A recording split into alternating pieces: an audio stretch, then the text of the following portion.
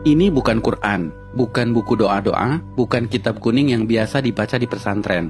Percaya atau tidak, buku ini dibaca oleh Galileo Galilei, Johannes Kepler, René Descartes, sampai Leonardo da Vinci. Judul aslinya dalam bahasa Arab adalah Al-Manazil, tapi kemudian diterjemahkan ke bahasa Latin menjadi Book of Optics. Ini adalah buku sains paling berpengaruh dalam sejarah sains di Eropa, bahkan seluruh dunia dalam bidang optik. Tanpa buku ini, mungkin sekarang tidak ada yang namanya kamera. Menariknya, buku ini usianya lebih dari 1000 tahun, tapi sampai sekarang masih relevan.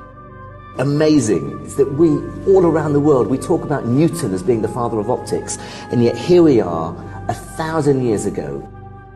Siapa penulis buku ini?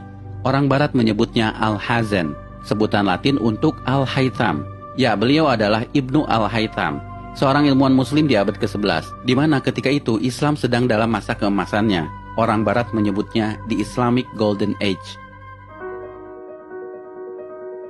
Allow me to introduce Ibn Al-Haytham, a great scientist whose ideas led to the invention of the camera. You invented the camera? Mungkin bagi kalian, Ibnu Al-Haytham bukan siapa-siapa. Bahkan banyak muslim yang tidak kenal beliau. Tapi di Eropa, beliau sangat terkenal, disejajarkan dengan Galileo dan Newton, karena beliau adalah peletak dasar ilmu tentang cahaya. Sehingga Ibnu Al-Haytham disebut sebagai The Fathers of Optics. Karena itu pada tahun 2015, UNESCO pernah mengadakan perayaan The International Year of Light untuk mengenang 1000 tahun karya Al-Haytham.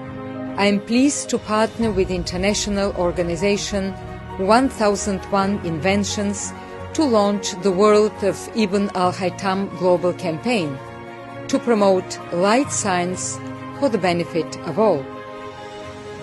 A groundbreaking scientist from 1,000 years ago, the life and work of Ibn Al-Haytham have never been as relevant as they are today. Salah satu temuan Ibnu Al-Haytham yang paling merevolusi pandangan sains dunia ketika itu adalah bagaimana beliau menjelaskan cara mata kita bekerja. Sebelum adanya beliau, para ilmuwan Yunani seperti Plato dan Euclid percaya bahwa mata mengeluarkan semacam sinar ke arah objek untuk bisa melihat. Hal itu kemudian dibantah oleh Ibnu Al-Haytham. Justru matalah yang menangkap patulan cahaya sehingga kita bisa melihat. Bahkan beliaulah yang memetakan bagian-bagian mata yang berfungsi mengatur masuknya cahaya, seperti iris, pupil, kornea, dan retina. Temuannya ini bukan sekedar teori, Ibnu Al-Haytham membuktikannya dengan eksperimen. Bahkan eksperimennya yang bisa dibilang cukup sederhana ketika itu, menjadi dasar bagi penemuan kamera zaman sekarang, yang pada saat itu disebut kamera obscura.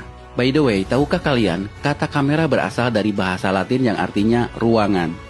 Sedangkan obscura artinya gelap. Jadi kamera obscura artinya ruangan gelap.